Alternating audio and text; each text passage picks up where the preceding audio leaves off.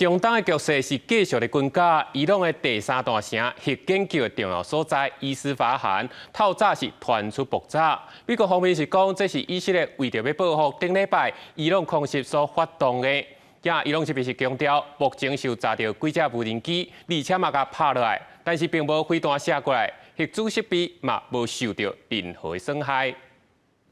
伊朗中部都市伊斯法罕19透早伫机场甲空军基地附近传出爆炸声音。外媒引用美国官员的消息指出，这攻击是以色列为反击伊朗顶礼拜向以色列境内发射超过300粒飞弹。伊斯法罕是伊朗第三大城，部署空军基地甲真侪航军事设施，也是重要核子研究重点。根据伊朗国家电视台讲法，伊斯法罕所有核子设施拢无受损，当地目前进行农场安全。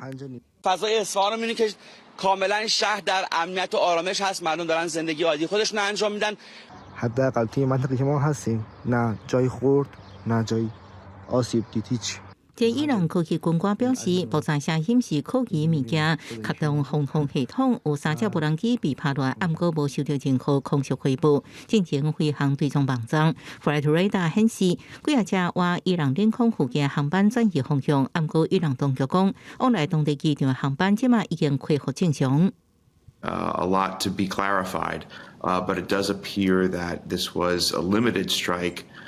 intended to demonstrate that Israel has the ability to attack inside Iran and hit fairly sensitive targets. 专家认为，为当地媒体报道应知影，伊朗当局想要淡化这一摆攻击，不过国际油价甲黄金计价依然拢起价。虽然有美国官员表示，以色列捌伫18告知美国，计划伫未来24到48点钟内对伊朗进行报复。美国国防部煞无回复，以色列到即马也无出面承认攻击。有以色列退伍将领是讲，这代志只是象征性攻击，未予伊朗进行强烈回应。公司新闻杨干编译。